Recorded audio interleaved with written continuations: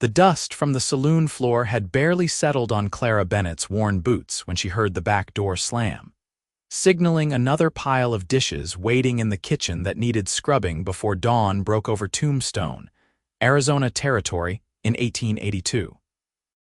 She had exactly 30 minutes between finishing her shift serving drinks to miners and drifters at the Silver Dollar Saloon, and starting her morning work at the boarding house 3 streets over, where she cooked breakfast for 12 residents who expected their eggs hot and their coffee strong.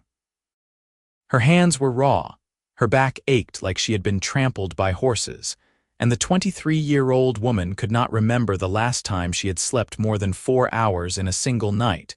But none of that mattered because 15-year-old Lily was counting on her, and Clara would work herself into the ground before she let her baby sister go hungry. Their parents had died 18 months ago when fever swept through Tombstone like wildfire, taking nearly 40 souls in 3 weeks, and Clara had promised her mother with her dying breath that Lily would finish her schooling and have a chance at something better than this hardscrabble existence. The promise weighed heavier than any bucket of water she carried or any tray loaded with whiskey glasses, but Clara kept moving forward because stopping meant thinking, and thinking meant remembering how her father's strong hands had gone limp, and her mother's beautiful voice had faded to silence. She pushed those memories down deep and focused on the numbers that haunted her every waking moment. Rent was $12 a month. Food cost another $8 if she was careful. Lily's school supplies and decent clothes added up fast, and the doctor still needed payment for setting Lily's broken arm from last spring when she had fallen climbing the oak tree behind the church. Clara wiped down the last table in the saloon, her movements quick and efficient despite the exhaustion that made her bones feel like lead. The regulars had finally cleared out, leaving behind sticky rings from their glasses and coins that she swept into her apron pocket with practiced hands. Old Pete, the bartender, was already snoring in his chair by the door, his white beard stained with tobacco juice, and Clara did not bother waking him as she slipped out the back entrance into the cool October night.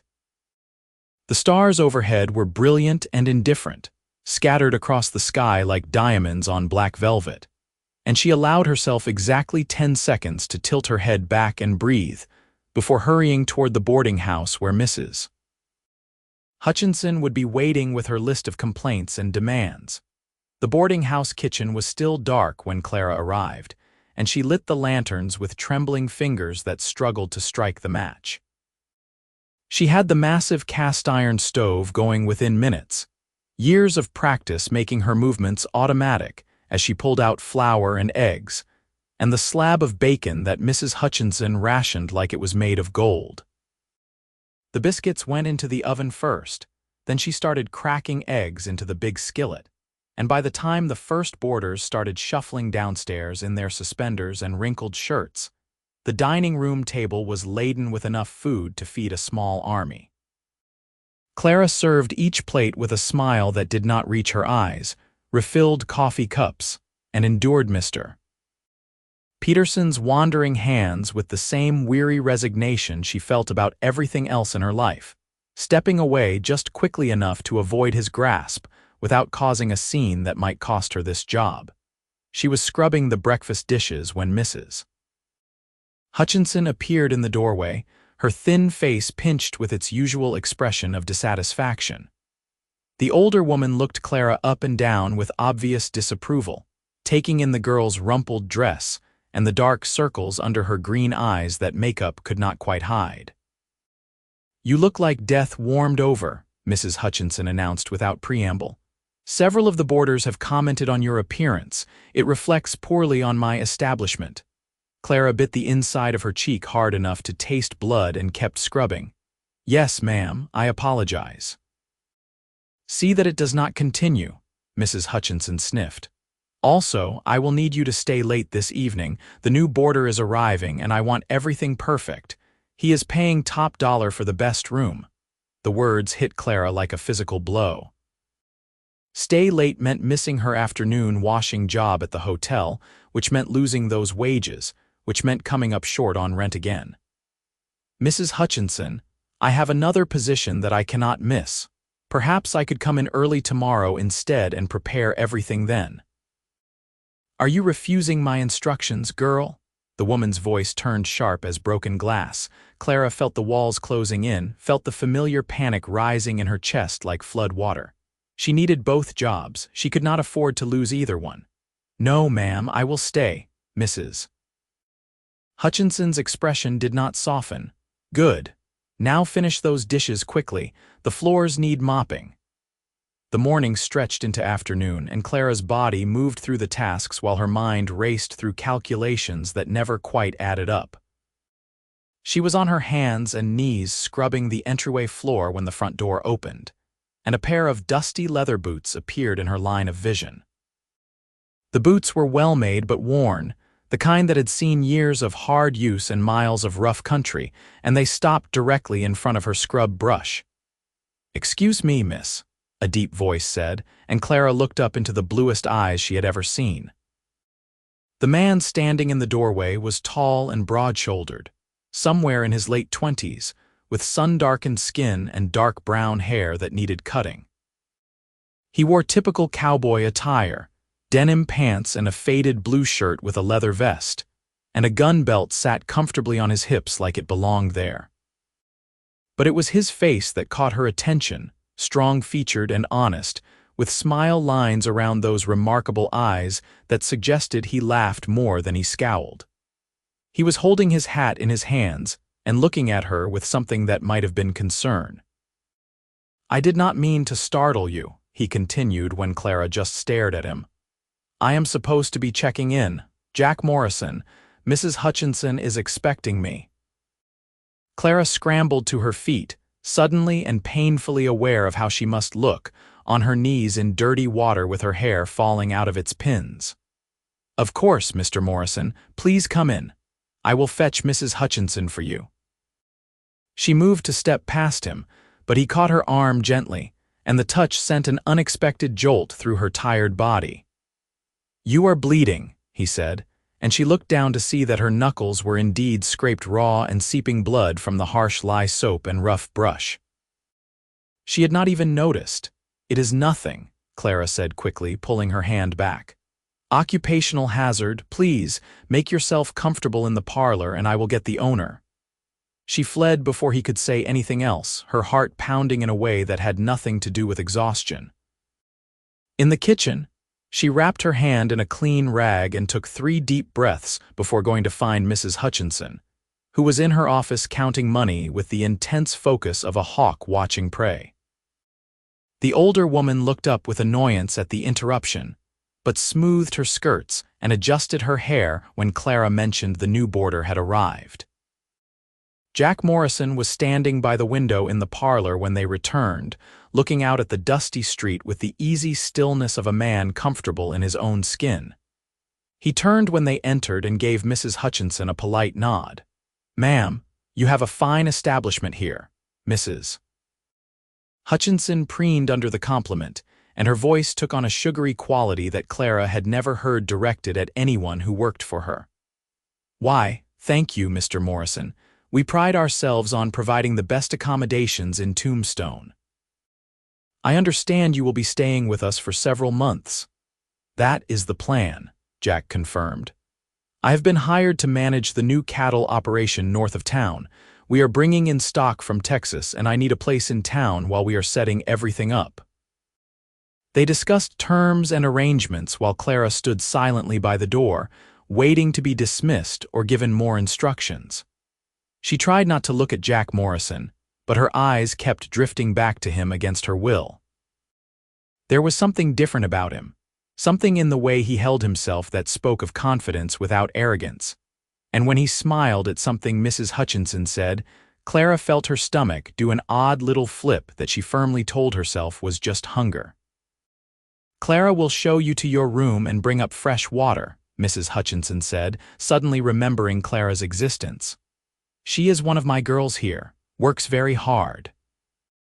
The way she said it made Clara sound like property, and she saw something flicker across Jack Morrison's face that might have been disapproval, but it was gone too quickly to be sure.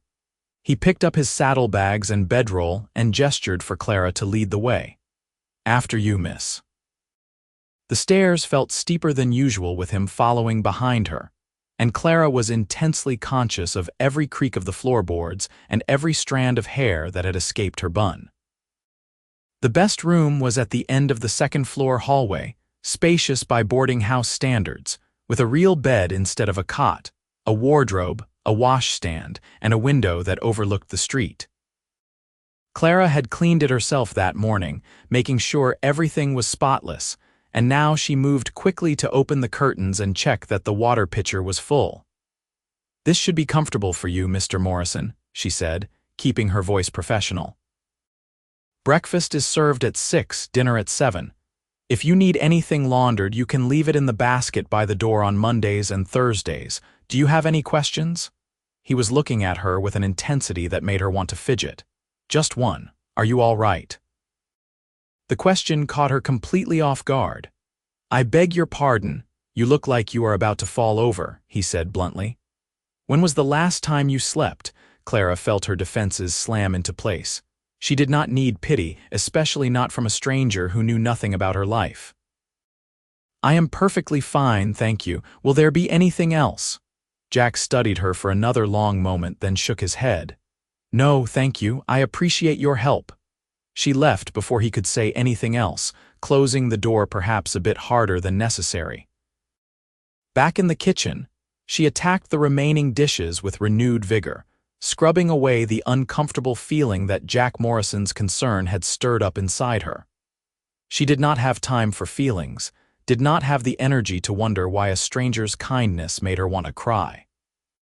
She had work to do and a sister to feed, and no room in her life for complications. The afternoon disappeared in a blur of mopping and polishing and preparing vegetables for dinner, and by the time Clara finally escaped the boarding house, the sun was setting in a blaze of orange and gold that painted the desert hills in shades of fire.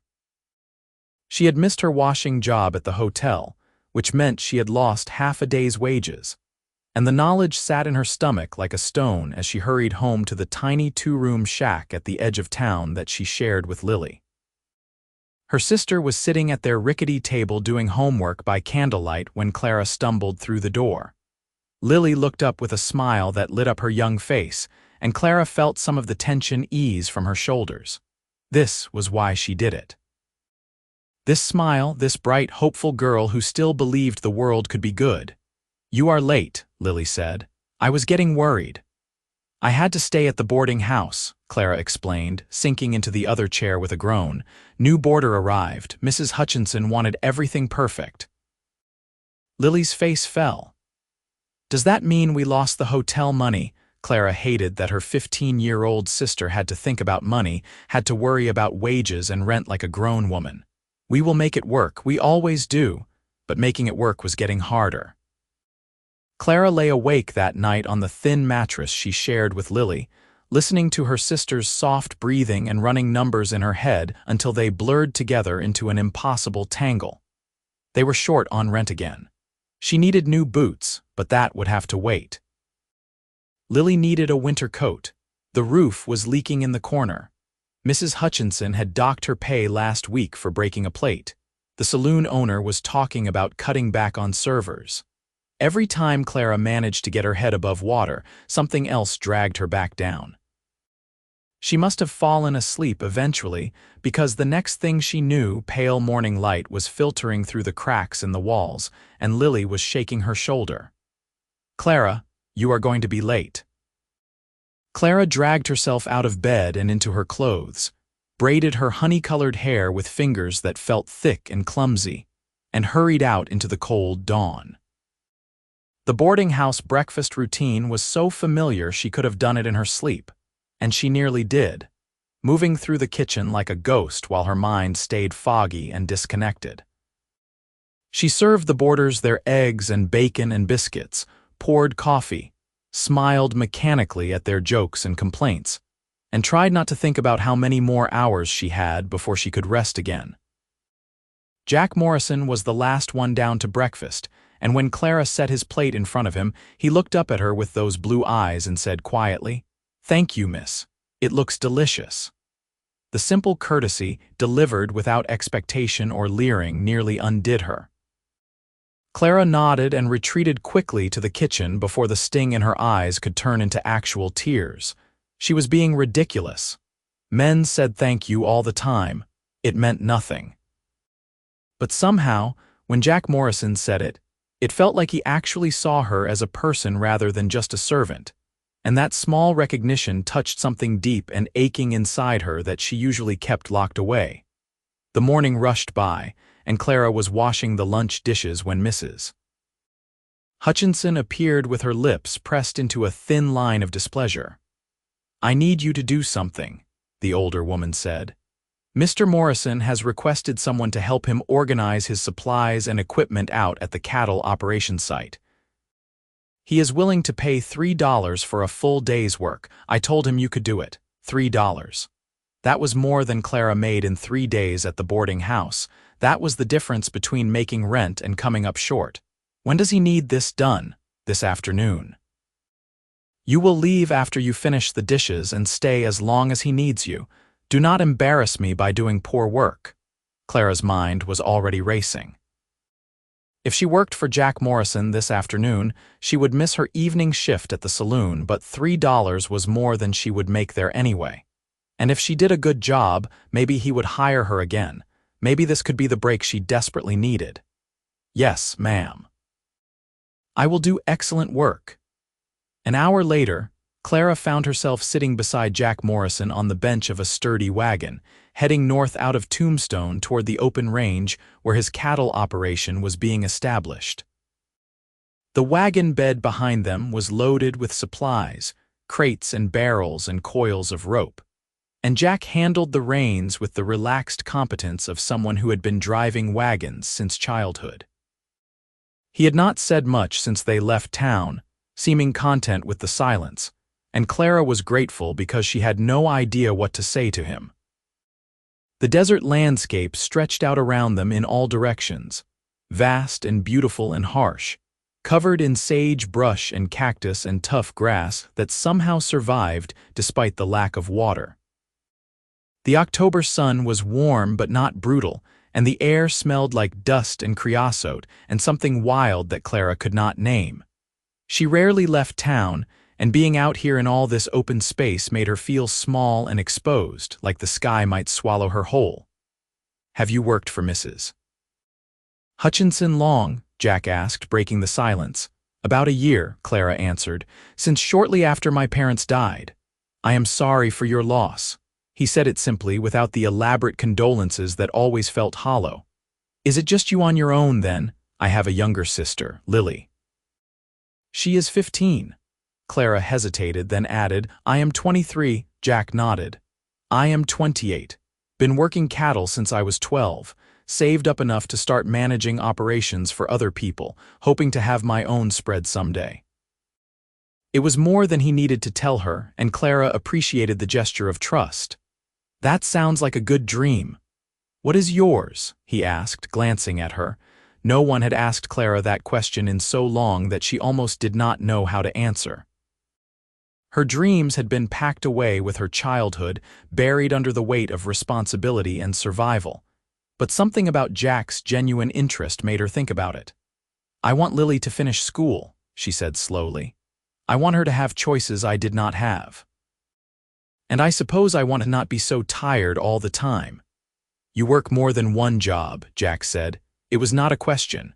2 jobs, the boarding house and the saloon. Sometimes I pick up washing or mending work when I can.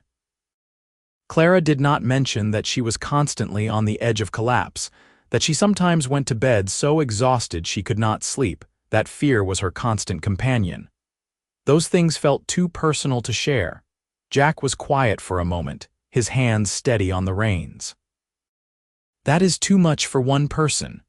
It is what needs to be done." Clara kept her voice matter-of-fact. "We all do what we must." They arrived at the cattle operation site about an hour later, and Clara was surprised by how much work had already been accomplished. There were corrals built from fresh lumber, a large barn that was halfway completed, a bunkhouse for the ranch hands, and several smaller structures in various stages of construction. A dozen men were working around the property, hammering and sawing and hauling materials, and they all stopped to stare when Jack helped Clara down from the wagon. "Mind your manners and your work," Jack said loudly, and the men quickly returned to their tasks. He showed Clara to a small office building that consisted of 4 walls, a roof, and not much else. Inside were dozens of crates and boxes stacked haphazardly, full of everything from ledgers and paperwork to tools and equipment. "I need all of this sorted and organized," Jack explained. "Supplies in one area, paperwork in another, tools categorized and labeled. Can you do that?" Clara looked at the chaos and felt a strange sense of relief. This was work she could do, work that made sense, work that had a clear beginning and end. "Yes, I can do that." "Good. I will be working on the barn if you need anything. There is water in that canteen, and I brought sandwiches for lunch. You take breaks whenever you need them, understood?" She nodded, already mentally sorting the boxes into categories. Jack left, and Clara rolled up her sleeves and got to work. It felt good to use her mind for something other than worry, to solve problems that had actual solutions. She sorted and stacked and organized with methodical efficiency, creating order out of chaos in a way that felt deeply satisfying. Hours passed without her noticing, and she was surprised when Jack appeared in the doorway with the sandwiches and told her it was time to eat. They sat outside in the shade of the building, eating bread and cheese and dried beef while the sounds of construction echoed around them. Clara's back ached from bending over boxes, and her hands were filthy, but she felt more energized than she had in weeks. Real food helped too. The sandwiches were substantial, much more generous than the scraps she usually ate, and she had to force herself not to wolf them down like a starving dog. "You have made good progress," Jack said, nodding toward the office. "Better than I expected, honestly." "It is easier than my usual work," Clara admitted. "At least boxes do not complain or grab at you." Jack's expression darkened. "Someone grabbing at you at the boarding house." Clara regretted mentioning it immediately. "It is nothing I cannot handle." "That does not make it right." Jack's voice was firm. "You should not have to handle that at all." The righteous anger in his tone on her behalf made Clara's throat tight. She was not used to anyone defending her, not used to anyone caring whether she was treated well or poorly. "That is kind of you to say, but it is just how things are." "It does not have to be." Jack looked at her steadily. "You deserve better." Clara did not know what to say to that, so she focused on finishing her sandwich. They sat in comfortable silence for a few more minutes before Jack stood and stretched. "I need to get back to the barn. You keep working at your own pace. No need to rush." The afternoon stretched into evening, and by the time the light started to fade, Clara had transformed the chaotic office into an organized workspace. Supplies were neatly stacked along one wall, sorted by category and labeled. Paperwork was filed in boxes by type and date. Tools were cleaned and arranged on shelves. She stood back and surveyed her work with satisfaction, feeling a sense of accomplishment that her usual jobs never provided. Jack appeared as she was finishing the last details, and he stopped in the doorway with an expression of genuine surprise. "This is incredible. You did all of this today." Clara felt herself flush with pleasure at the praise. "It just needed a system. Once I figured out how everything fit together, it went quickly." He walked around the room examining her work, and when he turned back to her, there was respect in his eyes that made Clara stand a little straighter. "You have a real talent for this. Have you ever done bookkeeping or office management?" "No, I have only ever done domestic work." Clara wiped her hands on her skirt.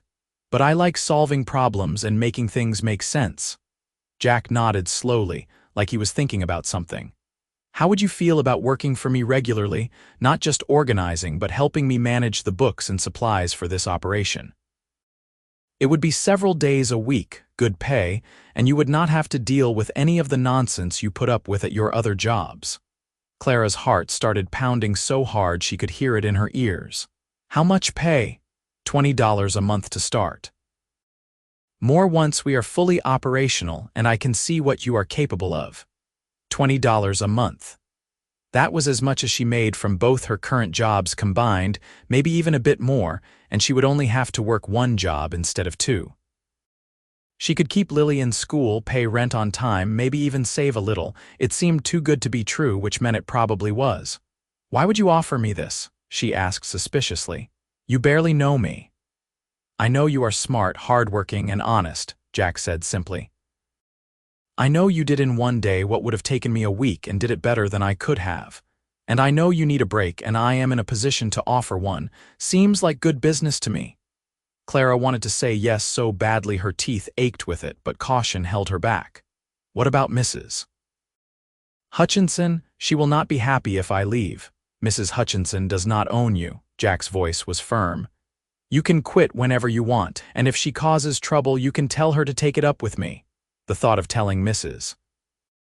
Hutchinson she was quitting made Clara's stomach clench with anxiety, but the thought of not having to scrub floors and dodge wandering hands and work herself into an early grave was stronger. "I would like to accept your offer," she said carefully. "But I still need to work at the saloon in the evenings until I am sure this will work out. I cannot afford to lose all my income if things do not go well." "That is reasonable," Jack agreed. "Though I hope once you see I am serious about this, you will feel comfortable leaving that job too. A woman should not have to work herself to death just to survive." They shook hands on it, and Clara felt the warmth and strength of his palm against hers, felt the calluses that came from hard work and the gentleness that came from a good heart. This was the beginning of something, she could feel it, though whether it was just a new job or something more, she did not let herself consider. Hope was dangerous. Hope led to disappointment. But as Jack helped her back up onto the wagon for the ride back to town, Clara allowed herself the smallest spark of possibility. The stars were out by the time they reached Tombstone, scattered across the black sky like crushed diamonds. Jack drove the wagon right up to Clara's shack instead of dropping her at the boarding house, and when he helped her down, his hands lingered on her waist for just a moment longer than necessary. "Thank you for your help today," he said quietly. "I will see you tomorrow morning at 8. We can work out the details of your schedule then." "I will be there," Clara promised. She watched him drive away, then turned to find Lily standing in the doorway with her eyes wide. "Who was that?" her sister demanded, "and why were you riding around with him?" Clara came inside and sank into a chair, suddenly feeling every ache in her body. "That was Jack Morrison. He just hired me to help manage his cattle operation. $20 a month, Lily. We are going to be all right." Lily's face lit up like the sun, and she threw her arms around Clara's neck with a squeal of joy. "Really? Oh, Clara, that is wonderful. Does this mean you can finally rest?" "Maybe," Clara said, hugging her sister tight. "Maybe it does." That night, Clara slept better than she had in months, and she woke the next morning feeling something she had almost forgotten: excitement. She put on her least worn dress, pinned her hair up carefully, and told Mrs. Hutchinson before breakfast that she was giving her notice. The older woman's face turned an alarming shade of purple, and she launched into a tirade about ingratitude and irresponsibility that Clara endured with her head held high. When Mrs. Hutchinson finally ran out of steam, Clara simply said, "I will work through the end of the week to give you time to find a replacement. After that, I am done." She walked out feeling 10 pounds lighter. Working with Jack over the following days was a revelation. He treated her like an equal, asked for her opinions, and actually listened when she made suggestions. The cattle operation was complex, with dozens of moving parts that all needed coordination, and Clara discovered she had a natural aptitude for seeing how everything fit together. She created systems for tracking supplies, set up books for recording expenses and income, and even suggested improvements to the workflow that Jack implemented immediately. But more than the work itself, Clara found herself drawn to Jack as a person. He was kind to everyone, from the newest ranch hand to the grizzled old cook, and he worked harder than anyone else on the property. He had a quick smile and a dry sense of humor that caught her off guard and made her laugh despite herself. And the way he looked at her, like she was someone worth knowing rather than just a pair of hands to do work, made her feel seen in a way she never had before. 3 weeks into her new job, Clara finally quit the saloon. Jack had proven himself reliable, the pay came exactly when he said it would, and she no longer needed to work herself into exhaustion just to survive. The extra time and energy made an enormous difference. She could help Lily with homework in the evenings. She could cook real meals instead of surviving on bread and whatever scraps she could scrounge. She could sleep 7 hours a night. Her hands started to heal. The constant headache she had been living with faded away. She started to remember what it felt like to be a person instead of just a machine for working. And as the autumn days grew shorter and cooler, Clara began to realize that what she felt for Jack Morrison was far more than gratitude or respect. She found herself watching for him throughout the day, tracking his movements around the property without meaning to. She learned his habits, the way he pushed his hair back when he was thinking, the way his eyes crinkled when he smiled, the sound of his laugh. She caught herself wondering what it would be like to have the right to touch him casually, to straighten his collar or brush dust from his shoulder. And sometimes, when he looked at her with that particular warmth in his blue eyes, she thought maybe, possibly, he might feel the same way. But Clara was afraid to hope. Men like Jack Morrison, men with ambition and prospects and futures, did not fall for women like her, women who came from nothing and had nothing to offer but hard work and a sharp mind. She told herself to be practical, to appreciate the good job and not risk it by wanting more. But her heart did not listen to practical advice, and every day she fell a little more in love with the cowboy who had given her a second chance. It was early December, almost 2 months after she had started working for Jack, when everything changed. Clara was in the office working on the monthly accounts when Jack came in and closed the door behind him. Something in his manner made her look up, made her heart start to race.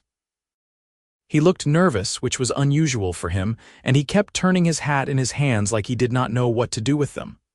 "Clara, I need to talk to you about something," he said. She set down her pencil, her mouth suddenly dry. "All right." Jack took a deep breath. "I have been thinking about this for weeks now, trying to figure out the right way to say it. The truth is, I have not been able to stop thinking about you since the day I met you. You are the strongest, smartest, most capable woman I have ever known, and somewhere along the way I fell completely in love with you."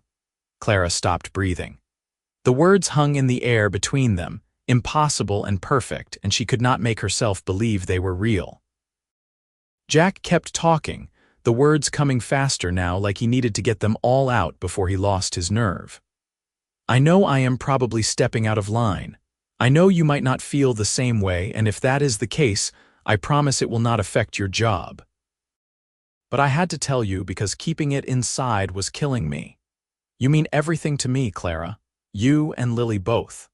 I want to take care of you, not because you need taking care of, but because I want to spend every day for the rest of my life making sure you never have to struggle like that again. I love you. I am in love with you, and if there is any chance you might feel the same, I am asking you to tell me." Clara stood up slowly, her legs shaking. She walked around the desk until she was standing right in front of him, close enough to see the gold flecks in his blue eyes, close enough to smell leather and soap and something that was uniquely him. "You love me," she whispered. "More than anything," Jack said fervently. "More than my own life." She reached up and touched his face, her fingers trembling against his sun-warmed skin. "I love you too. I have been trying so hard not to, but I love you so much it hurts." The smile that broke across Jack's face was like sunrise, and then he was pulling her into his arms and kissing her with a passion that made her knees weak. Clara melted into him, into the solid strength of his body and the taste of his mouth and the feeling of his hands in her hair. She had never been kissed like this, like she was precious and desired and cherished all at once, and when they finally broke apart, they were both breathing hard. "Marry me," Jack said, his forehead pressed against hers. I know it is fast, but I am sure about this. I have never been more sure of anything. Marry me, Clara. Let me love you and Lily both. Let me give you the life you deserve. Clara felt tears streaming down her face, but they were happy tears, joyful tears. Yes, she said. Yes, yes, yes. They were married 3 weeks later in a small ceremony at the church in Tombstone, with Lily as the witness and the ranch hands in attendance. Clara wore a simple blue dress that Jack had bought for her, the nicest thing she had ever owned, and when the preacher pronounced them husband and wife, Jack kissed her so thoroughly that the ranch hands whooped and hollered until the preacher cleared his throat in embarrassment. Clara did not care. She was married to the man she loved, and for the first time in years her future looked bright. Jack had been building a house on the cattle operation property, and he had kept it secret from Clara as a wedding surprise. When he carried her over the threshold that evening, she gasped at what she saw. It was not a grand house by any means, but it was solid and well built, with real glass windows and a wood floor and a kitchen that made her want to cry with happiness. There were 3 bedrooms, one for them and one for Lily and one for guests, and furniture that Jack had been collecting piece by piece. It was a home, a real home, and it was theirs. Lily moved in with them immediately, and watching her sister blossom in the safety and security of their new life filled Clara with fierce satisfaction. Lily could focus on her studies without worrying about money. She could be a normal 15-year-old girl, giggling with friends and dreaming about her future. And Clara could be a wife, could learn what it meant to be loved and cherished by a good man who treated her like she was the most important thing in his world. Their first year of marriage was not without challenges. The cattle operation faced setbacks when a harsh winter killed some of the stock, and there were financial pressures that kept them both working long hours. But they faced everything together, and the struggles only made them stronger. Clara proved to be invaluable to the business, and Jack relied on her judgment as much as his own. They were partners in every sense of the word, building something together that belonged to both of them, and the love between them only deepened. Jack was an attentive and passionate husband, and Clara discovered pleasures she had never imagined in his arms. He made her feel beautiful and desired, and the way he looked at her, like she was the answer to every prayer he had ever prayed, never failed to make her heart race. They talked for hours in the evenings, sharing their dreams and fears and everything in between. They laughed together over silly things. They supported each other through hard times. They built a life that felt solid and real and full of hope. In the spring of 1884, Clara discovered she was pregnant. Jack was so excited he picked her up and spun her around until she was dizzy and laughing. Lily was thrilled at the prospect of being an aunt, and she spent months knitting tiny blankets and clothes for the baby. The ranch hands treated Clara like she was made of spun glass, refusing to let her lift anything heavy and constantly asking if she needed to sit down. Jack was the worst of all, hovering over her with such obvious concern that she finally had to sit him down and explain that pregnancy was not an illness. Their son was born in October, almost exactly 2 years after Clara and Jack had first met, and they named him Thomas after Jack's father. He was a healthy, loud baby with his father's blue eyes and his mother's stubborn chin, and Jack cried when he held him for the first time. Clara watched her husband cradle their son with such tenderness, and thought about how far they had both come, from that first day when she had been scrubbing floors, and he had been a stranger offering unexpected kindness. Lily, now 17, was preparing to attend normal school to become a teacher, her tuition paid for by the now thriving cattle operation. She had grown into a confident young woman with dreams of her own, and knowing that she would have opportunities, Clara had never filled Clara with pride and gratitude. The cattle operation expanded steadily over the years. Jack's reputation for honesty and good business sense brought in more investors, and by 1886, they had tripled their original stock and were supplying beef to markets as far away as California. Clara managed all the books and accounts, and her organizational systems became so effective that other ranchers started asking her for advice. She discovered she had a talent for business that went far beyond simple bookkeeping, and Jack encouraged her to use it, never threatened by her success, but proud of everything she accomplished. In the fall of 1886, Clara gave birth to their second child, a daughter they named Sarah. She had her mother's green eyes and honey-colored hair, and she was calmer than Thomas had been, content to watch the world with solemn interest. Jack was just as devoted to his daughter as he was to his son, and watching him be a father filled Clara with such love she sometimes thought her heart might burst from it. They celebrated Christmas that year in their home with Lily, who was home from school for the holidays, and the house was full of warmth and laughter and love. Clara looked around the table at her family, at her sister who was thriving, at her husband who adored her, at her children who were healthy and happy, and felt overwhelming gratitude for the series of events that had brought her here. She thought about the exhausted, desperate girl she had been, working herself to death and seeing no way out, and marveled at how much had changed. That evening, after the children were asleep and Lily had gone to bed, Clara and Jack sat together on the porch in the cool desert night, wrapped in blankets and watching the stars. Jack had his arm around her and she leaned into his warmth, feeling peaceful and content in a way she had never imagined possible. "Do you ever think about how we met?" Jack asked quietly. "How close we came to never finding each other." "All the time," Clara admitted. "If you had arrived at the boarding house an hour earlier or later, if Mrs. Hutchinson had assigned someone else to help you, if you had not offered me that job, everything could have been different." "I do not believe that," Jack said, pulling her closer. "I think we were always meant to find each other. Maybe it would have happened differently, but it would have happened. You are my destiny, Clara Morrison. I was just wandering around lost until I found you." Clara tilted her face up to kiss him, pouring all her love into it. "You saved my life," she whispered against his lips. "You and your kindness and your willingness to see me as more than just a servant.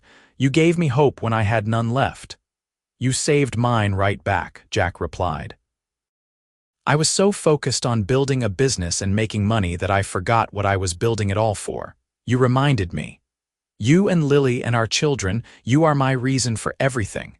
You are my home." They sat there for a long time, holding each other under the vast Arizona sky, and Clara thought about all the things she had survived to get to this moment. The fear, the exhaustion, the desperate struggle just to keep going. It had all been worth it because it had led her here, to this man, to this life, to this overwhelming sense of rightness and belonging. Years continued to pass, each one bringing its own joys and challenges. Thomas grew into a serious, thoughtful boy who loved working with the cattle and following his father around the ranch. Sarah was clever and curious, always asking questions and wanting to understand how things worked. In 1889, Clara gave birth to twin boys, Michael and James, who were absolute terrors from the moment they could crawl and kept everyone on their toes. Lily graduated from normal school and took a teaching position in Tombstone, where she met and married a kind young lawyer named Robert. Clara stood beside her sister at her wedding and felt the circle of their lives complete. They had both survived, both thrived, both found love and happiness despite the hardships they had endured. The cattle operation continued to grow and prosper, and by the early 1890s, Jack and Clara owned the largest ranch in the territory. They employed over 30 people, and Clara had hired 2 assistants to help her manage the increasingly complex business operations. She had become a respected businesswoman in her own right, and people came from miles around to seek her advice on everything from bookkeeping to contract negotiations. But despite their success and wealth, Jack and Clara never forgot where they had come from. They were generous to people who were struggling, often hiring folks who needed a second chance the way Clara had once needed one. They donated money to the school so that children from poor families could attend. They helped build a new church and a hospital. They used their resources to make life better for others because they remembered what it was like to have nothing. In 1895, on their 13th wedding anniversary, Jack took Clara back to Tombstone and showed her the boarding house where they had first met. It was under new ownership now, Mrs. Hutchinson having moved away years ago, and it looked smaller and shabbier than Clara remembered. They stood outside looking at it, and Jack took her hand. "Do you remember the day I checked in?" he asked. "You were on your hands and knees scrubbing the floor, and you looked up at me with those green eyes, and I thought you were the most beautiful thing I had ever seen."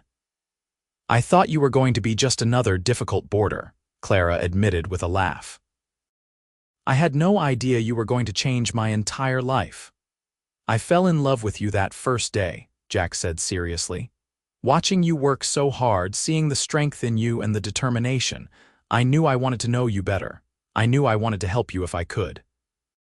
I just did not expect to fall so completely and utterly in love." Clara squeezed his hand. "You did not just help me, Jack. You saw me. You saw who I was underneath all the exhaustion and fear. You saw my potential when I could not see it myself. And then you gave me the chance to become the person I was meant to be. That is a gift I can never repay." "You repay it every day just by being you," Jack said, pulling her into his arms. "By being my wife, my partner, the mother of my children, by loving me the way you do." "I am the luckiest man alive, Clara. I found you when you were working 2 jobs to feed your sister, and I hired you once and paid you for both jobs, and in return, I got everything I ever wanted. I got you." They kissed there on the street in front of the old boarding house, not caring who saw them, and Clara felt the same spark, the same thrill, that she had felt the first time he kissed her all those years ago. Some things never faded. Some loves only grew stronger with time. They returned to the ranch as the sun was setting, painting the desert in shades of gold and crimson.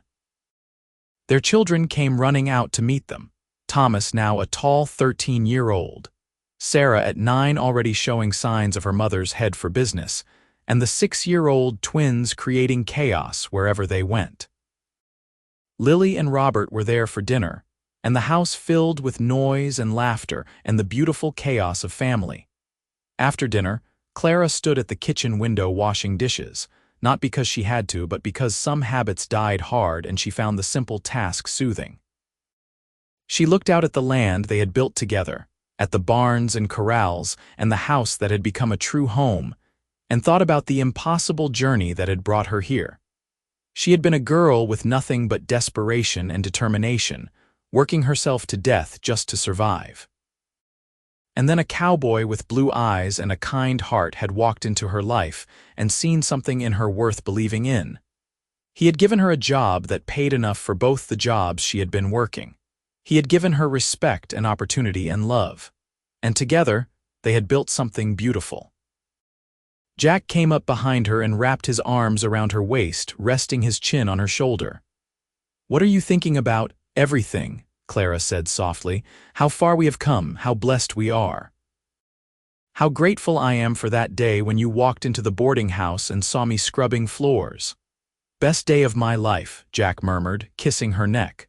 "Well, second best. The best was when you married me." Clara turned in his arms and looked up at him, at the face she loved more than any other, at the man who had saved her and let her save him right back. "I love you, Jack Morrison. I will love you until the day I die and beyond that if I can manage it." "Forever," Jack agreed, kissing her deeply. "You and me, Clara. Forever." And as the stars came out over the Arizona desert and the sounds of their children playing drifted through the open windows, Clara knew with absolute certainty that forever would not be long enough. She had found her home, her purpose, her love, and her happiness in the arms of a cowboy who had looked at a desperate woman working 2 jobs and decided to help. That single act of kindness had changed both their lives, had created this family, this future, this beautiful, imperfect, wonderful life. The years ahead would bring more challenges and more joys. The children would grow up and have children of their own. The ranch would continue to prosper. Clara and Jack would grow old together, their love deepening with every passing year. They would face losses and celebrate victories. They would weather storms, both literal and metaphorical. But through it all, they would have each other, and that would be enough. As Clara drifted off to sleep that night in her husband's arms, surrounded by the life they had built together, she said a silent prayer of thanks for the desperate girl she had been and the cowboy who had seen her worth. Their story had started with exhaustion and hope, and a single act of unexpected kindness, and it had bloomed into something more beautiful than she had ever dared to dream. And they lived happily ever after, in the truest and most complete sense of those words, building a legacy of love and family that would endure for generations. Proof that sometimes the most extraordinary love stories begin with the simplest acts of human kindness.